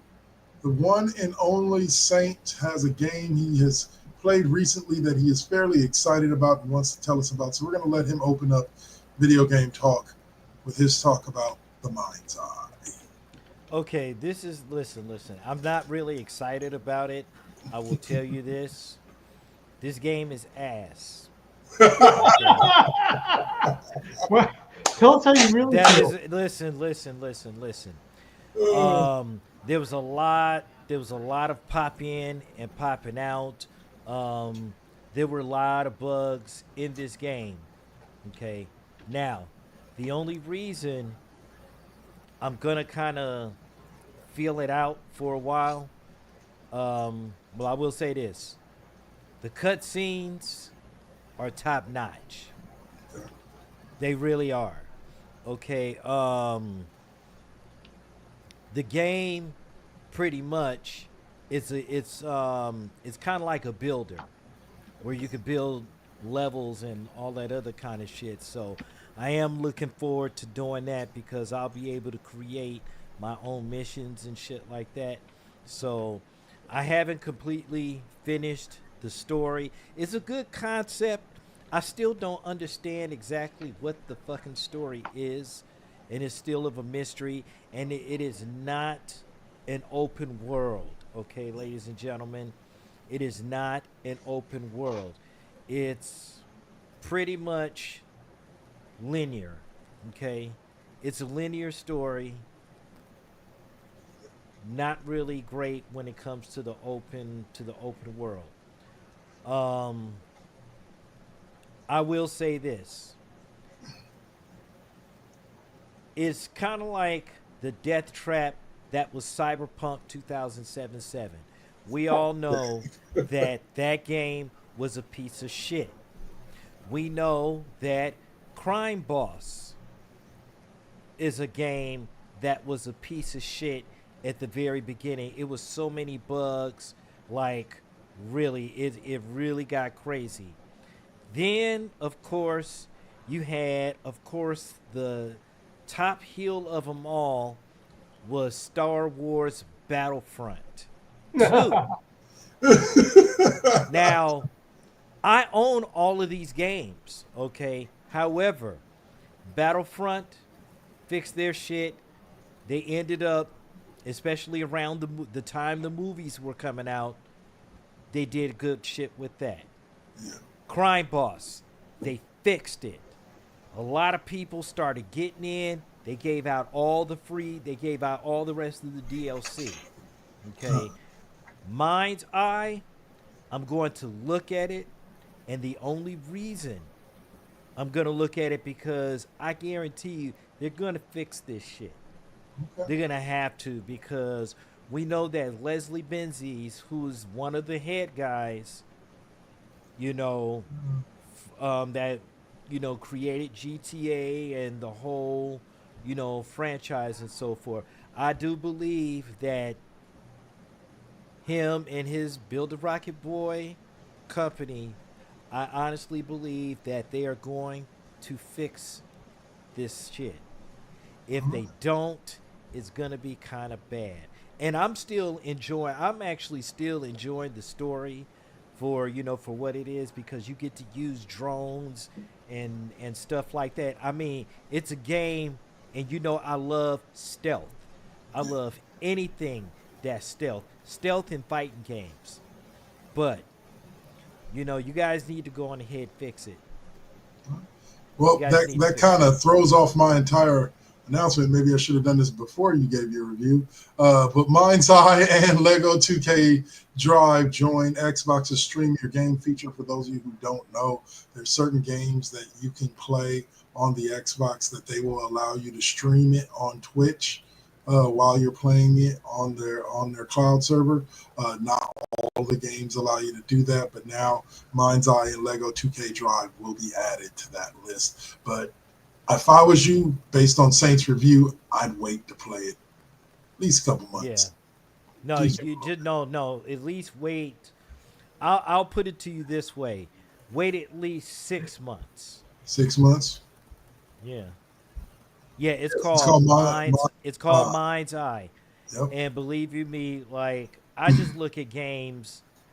I look at games for what it is. We know that all these games are not perfect, and especially, I want to be able to support the new kids on the block. That's why I do a lot of these independent games. But Leslie Benzies, I'm kind of disappointed in Gotta his put out a Build a good Rocket product if you can Boy, keep people but back. I still believe in the fact because I'm still playing it. Yeah. Fair Because a enough. lot of motherfuckers got motherfuckers, bro. There were refunds, Yeah. and Sony don't be giving up no refunds. They do No, not. your money is mine. Yeah, yeah, yeah. Sony do not do refunds, but they did do refunds on this When this game. happened. I I Yeah, believe it's the first Ferengi rule of acquisition. Once you have their money, never give it back. Never give it back. well, Steam did it. Steam did it for 2 hours and said, Yeah. nope. No more. We can see this going bad for us very quickly. Anyway, all right. So that's the last bit on Mind's Eye. The next one is a quick story that we talked a couple of weeks ago about GameStop's using some of its basically war chest to buy Bitcoin. All right. Now the CEO surprisingly says the company's future isn't in video games, and you're going to be surprised to hear what he actually says he feels the future is in. Trading cards. So your local GameStop may now become the place where all the kids go to buy the new Pokemon game cards, or the new Yu-Gi-Oh game cards, or the new Magic game cards. I find that quite interesting because I can never see GameStop as anything other than a place you buy and sell video games and consoles. But I guess evidently they're looking at the fact that they see that those types of shops right now are doing really good as far as what's up. That's what the fuck comic book shops are for. That is what the fuck game card stops are for. Man, get the fuck out of here with GameStop. Man. May be becoming get your that next bullshit favorite up on out of here, store. bro. GameStop may be coming to figure out to become your next favorite comic book store. Nah, bro. Nah, man. I'm telling you, man. I'll put the motherfuckers out there on fire, bro. That's real talk, man. I dare GameStop to start selling comics. Man, get the fuck out of here, man. Comic books should stay in comic book shops. But that's what I'm saying. But how is it not in a comic book shop if they become a comic book shop? Because listen, they would have half of these game advisors, tabletop games. Yeah, that's true. Yeah, exactly. Half of these game advisors don't know what they're talking about. In most of these game stops anyway. I mean, they may give you a little bit of something, but it's been several times that I have walked in there and said, well, can you tell me about this game? Well, yeah, but you know what? We don't really know much about that one, but my manager from last night was telling me, and the game was okay. Like, man, fuck you and your review, bro. Hold on, but here's what's funny about it. About it, saying, is that those same people that might not know shit about video games enough to talk to you there, you might walk in and ask them about the latest run of Superman, and they'll talk to you for 5 hours. Because I'll be honest with you, in some of the places that I've been, some of the best conversations that I've had about comic books, I've had with people who were working at GameStop. Now, I'll give you credit. I'll not give you credit, but I'll eliminate the bias in saying this. About 20% of those were friends of mine that I was having comic book conversations with that just happened to work at GameStop. But I've ran into a few GameStop employees at various GameStops, because I used to always go up and down the Bay Area buying Madden wherever I could get it at midnight and get a good copy of it and get in and out quick. That's where I went. But I've had plenty of conversations with people at midnight releases and stuff like that, where there was a lot of conversations that I had about comics. So maybe a lot of these employees that they hired will finally be able to shine, because they may not have known shit about video games, but they do know about trading cards and they do know about comic books. I mean, granted, but it's like, but 9 times out of 10, when it comes to these card games, we're talking about Magic the Gathering. We're talking about Yu-Gi-Oh. We're talking about Pokemon. You understand what I'm saying? And you have, like, you might get a Marvel game or a Marvel card game or what have you. You know, that's what Snap is for, you know, on the digital front. My thing is that you're running GameStop may, if I'll put it to you this way, if you put another section that's separate from the games and deal with the cards and all that kind of stuff. Hold on, I think you're missing what I'm saying. GameStop is talking about throwing out selling video games altogether and focus solely on trading cards. I didn't see anything about comic books, but I would assume that would come along with it. So there would be no more buying video games at GameStop. Okay, so if that's the case, then If that's the case, then excuse me for that. Then if that's the case, then they've already lost because they're gonna have to train people to do this kind of stuff. Again, Especially, that's where my examples come into play. A lot of the same people that work at GameStop are the same type of people that work at comic book stores. Like I hate to say it, but like there's some overlap there where that can make the transition a little easier. What were you gonna say there? I think that the problem is that um, I think trading cards are going to be the best bet. Yeah, I don't think that anything else is going to support a dedicated store towards a particular hobby. Um, I know. I'm looking back in the chat. I know Tony Bologna mentioned tabletop games. yeah, Um, dedicated game stores are dying. They are dying out. They have lost the battle to Amazon yeah. for physical books.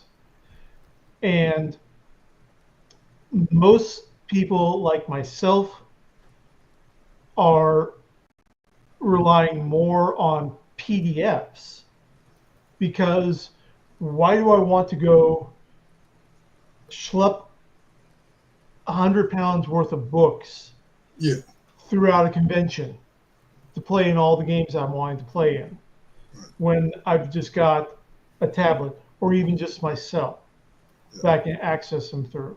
you can access So stores. it's just the new rules. Um, so I think that GameStop is going to try to lean into the comic book specialty market, not necessarily comic books themselves, but more of the impulse buy stuff that you see in the GameStops already.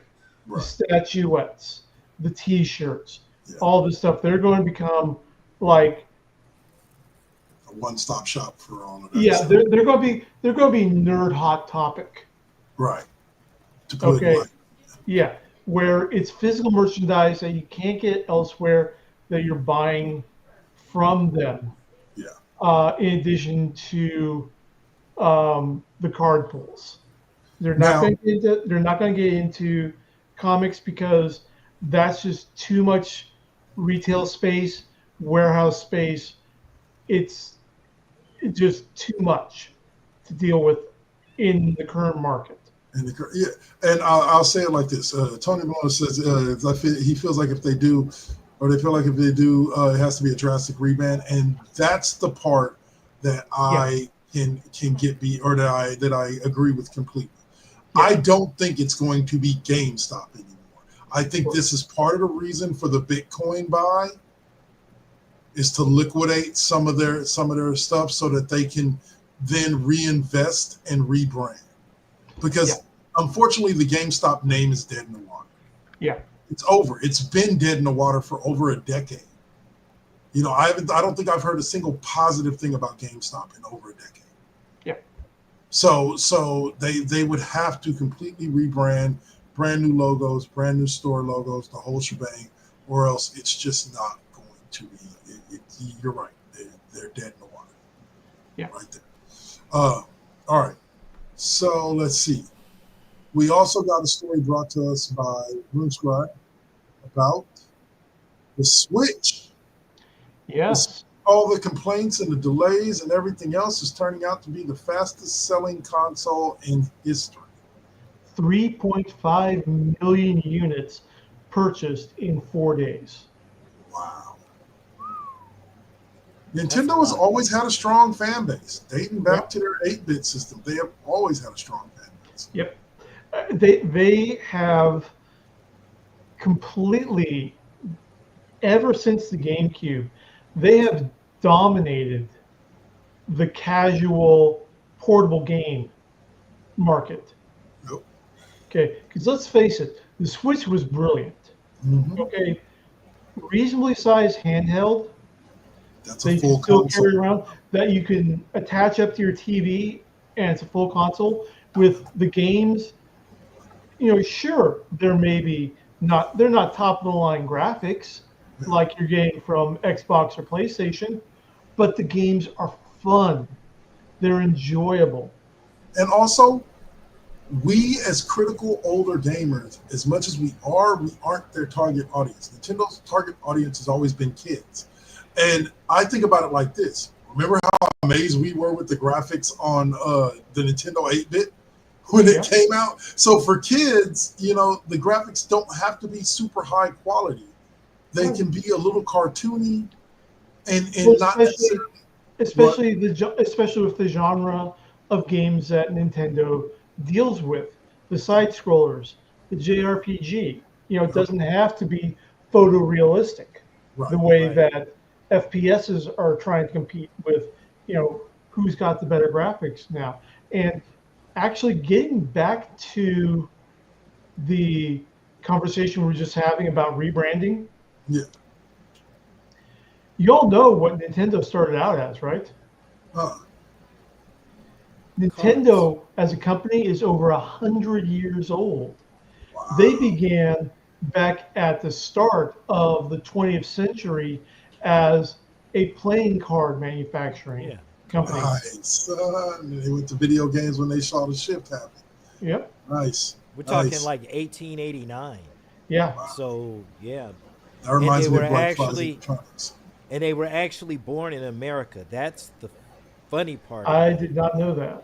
Oh But yeah. I know their headquarters is in Redmond, Washington, No, or no, at least no. one It of was their actually headquarters. born. It was actually born in America, but it eventually went to Japan, yeah. Nice. and that's how it got started off. I think I saw the documentary. It's the Nintendo story. It was on YouTube.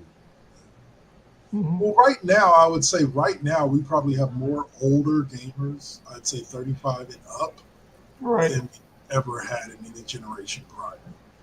Because we grew up, we came into the world with video games. We were born into the shit.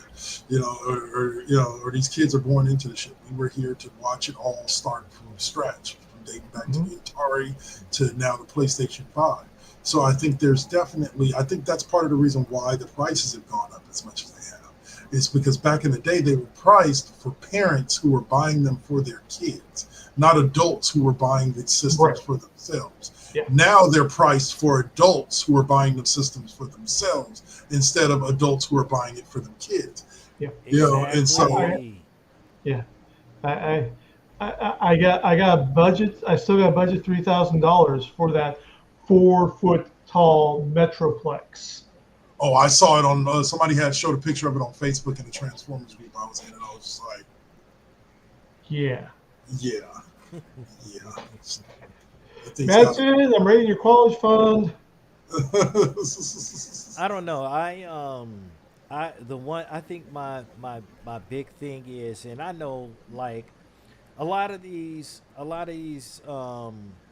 people get a little pissed off about emulators and what have you.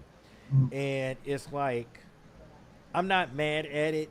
It's just that there are so many games that have been delisted that it really gets crazy. And I've seen a PS2 emulator that I really want, and it has the entire PS2 library for like almost $400, wow. and it's a hard drive that you can put into the old school PS2s. Man, I will listen. I will run so many games of NBA Volume 2, NBA Street Volume 2, because that is still my favorite basketball game of all time. You already know that is still one of the best games ever when it comes to sports. Come on, Kev. Oh yeah, I You know. already know NBA Okay. Street Volume 2. Hold on. Full disclosure. I was a big fan of NBA Jam. I was never a fan of the Street Series, NFL or NBA, and it wasn't because I didn't like it. I just never really played it. Like I was too busy playing Madden and NBA 2K and all of those. I never really around with the streets. Like, but I know that they're good games because I know several people that play them, and everybody always keeps telling me how good the games Just yeah, I mean, just the soundtrack alone are. So, was the business. So all right. yeah. I want to say so. All right, so we'll move forward a little bit and let RuneScar let us know a little bit more about this Split Infinity live action movie. Okay, well, I've only seen it's just starting to talk. Um, I know that um, Saint's been really high up on Split Infinity. Oh, you mean Uh, Split Fiction? Split Fiction, that's what it is, Okay, yes. okay. Let Yeah. me get it real quick. Yeah, that's my fucking game. I'm Yes. actually trying to beat it. So, But according to Variety, uh, Sydney Sweeney is going to be starring in a split fiction live adaptation film with John Chu directing. Nice. I like John Chu. He's the one that did Okay. the original Fast and Furious, right?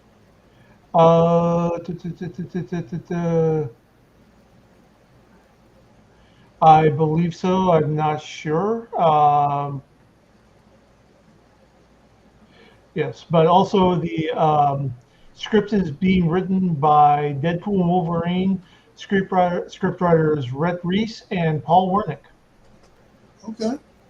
So this is just hitting us. Um, like I said, Variety reported this on uh, end of April, so it's been about a month or so. It's been out. The rumors. okay. Okay. Okay.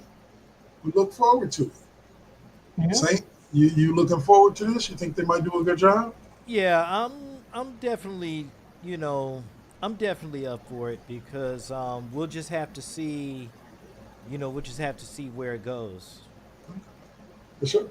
All right. So, final subject for video games before we jump into where can we find you next? We will go on ahead and talk a little bit about the video game actors strike. There's rumors that it might be coming to an end after the SAG and after reached a tentative agreement over AI and more. So we may be able to get the video game actors coming back to work and voicing some of our favorite characters. So, gentlemen, your thoughts on the strike and it coming to a close? Well, just like SAG actors, voice actors are a very important part of the process. A good friend of mine does voice acting. My stepsister does, well, not a stepsister, one of my sisters does voice acting and does voiceovers. So yeah, that's a very important part of the grain. Um, I wouldn't want anything more authentic than an actual voice actor because when you hear that AI shit, that just doesn't work for me. So I'm all for it. I'm all for it. Dave, your You gotta, thoughts? yeah. You Sorry. know, these guys got to get paid. When you think voice acting is literally one of the most unappreciated facets of our entertainment universe. I mean, when you think of how long some of these people have been doing, you know, Jackson Beck was a radio announcer and actor. Oh, He was the man who was the opening announcer for the Adventures of Superman in the 50s. He was the first person to literally say, "Up in the sky, it's a bird. It's a oh no, it was strange Superman, strange visitor from another planet." oh, And he also was the gentleman who was the narrator for GI Joe. oh, The really? Oh opening wow. the opening narrator doing that, and all the recaps, and it's just amazing how the career that some of these people have had. Corey Burton, one of the most prolific voice actors Mm. in history, getting his start all the way back in 1980, doing kids' voices. I mean, Wow. this is the guy. He hit big relatively, voicing Spike in Transformers, and we just heard him voicing Cad Bane yet again. Wow. Okay, he voices Christopher. He does Christopher Lee's voice for Count Dooku when Christopher Lee was not available for recording lines. Um, and it's just on and on and on. And with I think that the DC universe really focused on how great a lot of these actors can be and bringing their personality. I mean, not just Kevin Conroy. I mean, bringing back Adam West, bringing back Richard Mall's career, David Warner, all these great actors, who didn't get a lot of flowers in their live action roles, but um, they definitely. Okay, I mean, think about it. The voice is part of a emotional connection that you have with the character, be it animation or be it video games. I mean, there's some things that you're just not going to be. I mean, think of some of the great speeches in video games that Oh, yeah. we've gone through, that we've experienced. How would Super high. they've hit the same with different voice actors or no voice actors? True. Very true. Yeah. There's something about having an actual human voice actor that gets a little bit more emotion out of the Yep. character than you normally would find. So, all right, that will end our video game segment, and we can take it over to where can we find you next? Segment in the Cheap Pop Podcast, where these two gentlemen tell us where they can find us next, or where we can find them next, right here on Twitch or any of our other affiliates. So, Saint, go ahead and kick us off, sir. All right. So now that I'm out for the year, well, I'm out for the summer from my 9 to 5. I am gone back to the late nights of MVT Deuce. Um, is now on Sundays, so we're gonna get that late night music again, and drumming that, and then I may be doing a show tomorrow. I'm still not 100% sure, but it will be with my partner in crime, Poetic Beats, and we'll see. We'll see what happens, and then of course on Tuesday we do our regular stuff. Plus, we'll be doing some. We're going to be doing some game streams as well. We're going to be trying, like I said, getting ready to do some Uno.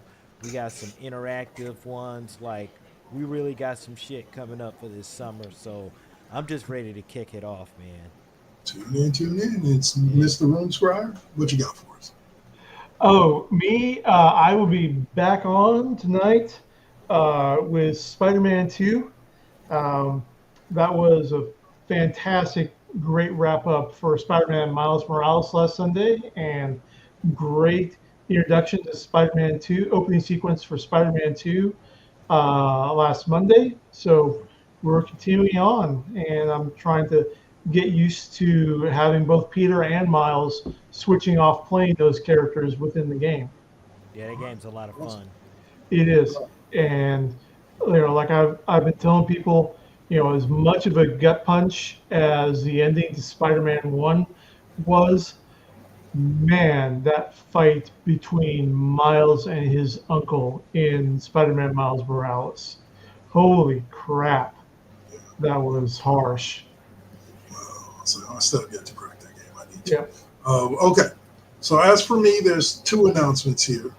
The first is the first place time that you can see me will be in about hour and a half for this week's edition of the Classroom Featuring. And this week, the Classroom will be featuring Mr. Suave.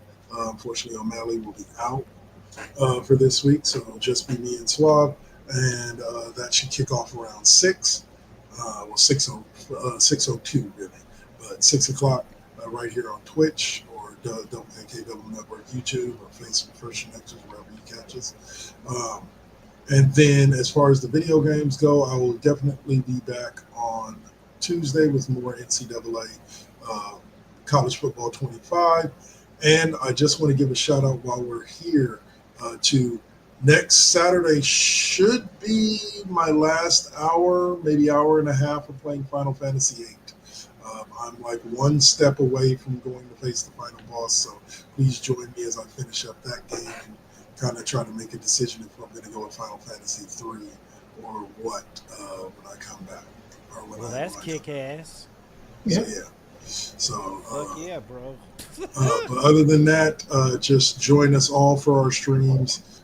Come back for the classroom and then join us here next week for a fresh episode of the Cheap Pop Podcast right here on Twitch TV. I am Dark Lord 100.